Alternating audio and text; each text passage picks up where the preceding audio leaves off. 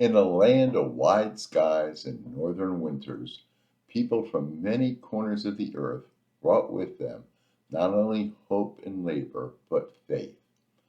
Orthodox Christians, Russians, Ukrainians, Greeks, Serbs, Syrians, Romanians, and others planted prayers, built churches, and bore witness in new soil. This is the story how Orthodox Christianity took root in Canada, its first seeds, its struggles, its growth, and its living presence today. Long before large waves of immigration, some of the earliest hints of Orthodoxy in what is now Canada come from the era of the Norse in Newfoundland. There is a tradition that some of those Vikings were baptized Christians, though the details remain speculative. But more firmly, the first documented Orthodox liturgy in Canada occurred in June 1897, when a missionary priest from Seattle, Father Dmitry Kamnev, along with a reader, served liturgy in a field near Wostock, Alberta, gathering a mix of Russian immigrants and others.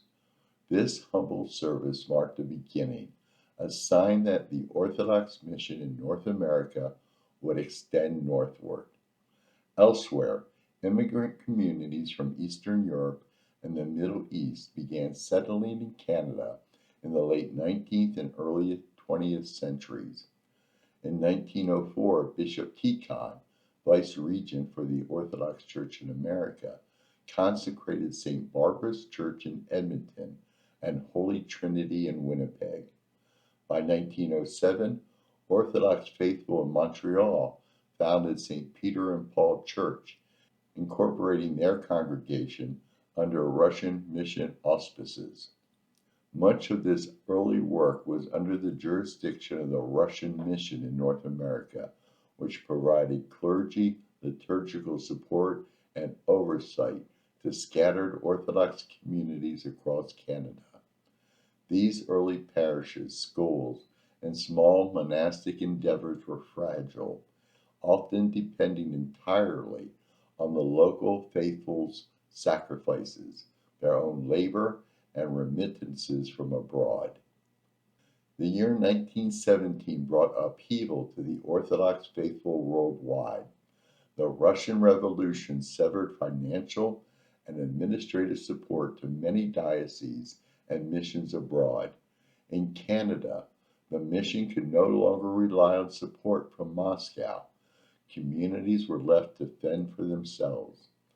Under this pressure, the once relatively unified mission system began fracturing along national and ethnic lines. Ukrainians in Canada organized their own Ukrainian Orthodox Church of Canada. Similarly, Greek immigrants established their own parishes, the Greek Orthodox Church in Canada, in 1921.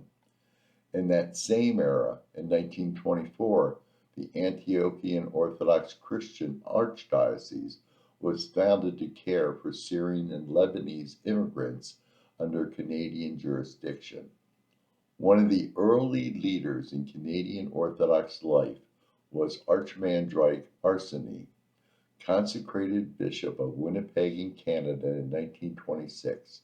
He worked to organize parishes, promote pastoral care, and even founded a small pastoral school and monastic communities. In 1933, for instance, Holy Protection Skeet was founded in Bluffton, Alberta. By the mid-1930s, Orthodox Canada was divided into 6 provincial deaneries, reflecting the spread of parishes across provinces. Another important figure, Bishop Emmanuel, consecrated in 1927, was assigned to Syrian communities in Canada. And in 1938, Bishop Issouf was assigned to Canada from Edmonton, further anchoring the Canadian Orthodox presence. The challenges were immense: scattered communities, harsh winters, long distances, limited clergy, language barriers, some knowing little English, and tensions between preserving ethnic identity and integrating into Canadian society. In 1940, Canada was recognized as a distinct Orthodox diocese. During World War II, many Orthodox Canadians served in the armed forces, and chaplains were appointed to minister to them. After the war, the Canadian diocese continued to grow. In the 1950s, plans to subdivide Canada into multiple dioceses began to take shape. In 1951, Bishop Nikon was appointed as Bishop for Canada, based in Toronto, to serve the growing number of parishes in Ontario and Quebec. He visited widely across Canada, founded a pastoral school in Toronto, and worked to strengthen parish life. In 1954, the Diocese of Canada was elevated to an archbishopric by the Council of Bishops in the USA. In 1955, new parishes were established in Ontario, Quebec, and even Vancouver in the West. Through the mid-20th century, Orthodox Canadians built temples, schools, parish halls, and launched efforts in liturgical education, youth programs, and missionary outreach within their own communities. Meanwhile, different ethnic jurisdictions coexisted. Greek Orthodox Canada, which later became the Greek Orthodox Archdiocese of Canada, grew under the ecumenical patriarchy. In Canada, the Greek Orthodox Church's roots trace to Montreal, 1896, and Toronto, 1909, among immigrant Greek communities. By 1960, the Greek Orthodox metropolis of Toronto became the ninth archdiocesan district of Gorash, the Greek Orthodox Archdiocese of North and South America.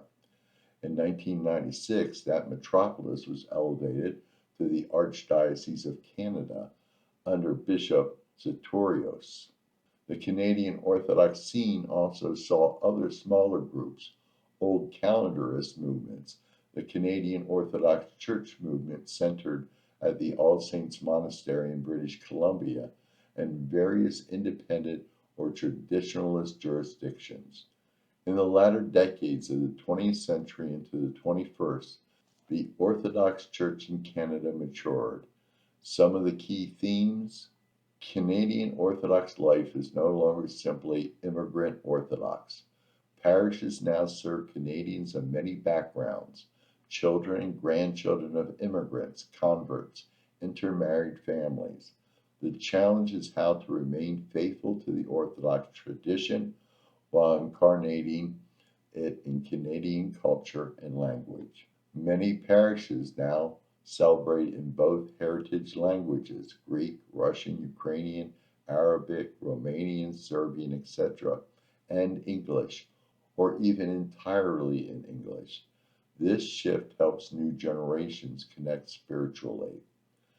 Efforts to train clergy, educate laity, and preserve liturgical and spiritual depth have grown. Encouraging theological formation within Canada is a priority in many jurisdictions. Across Canada, canonical jurisdictions cooperate via bodies like the Canadian Conference of Orthodox Bishops, similar to the U.S. Orthodox assemblies. This helps coordinate mission, dialogue, and witness. In many provinces, especially in the West and in smaller cities, new Orthodox parishes are planted. Some are mission stations rather than full parishes. The Church also uses modern technology, social media, online live streams, and outreach to engage seekers. Many parishes strive to build buildings in Byzantine or national styles, install iconostases and frescoes, and preserve cultural traditions, feasts, language, schools, choirs, while also serving their local Canadian community. Canada's vast geography, lower population density in many regions, harsh winters, dispersed congregations, and the cost of building and maintaining church buildings all remain real obstacles. Also, ensuring sustainable clergy support, helping younger generations remain engaged, and bridging cultural diversity are ongoing tasks. The story of Orthodox Christianity in Canada is a story of faith crossing oceans, surviving revolutions, adapting to new homes, and yet preserving the unchanging core of the gospel. So, what does this history teach us? That faith is lived, not imported.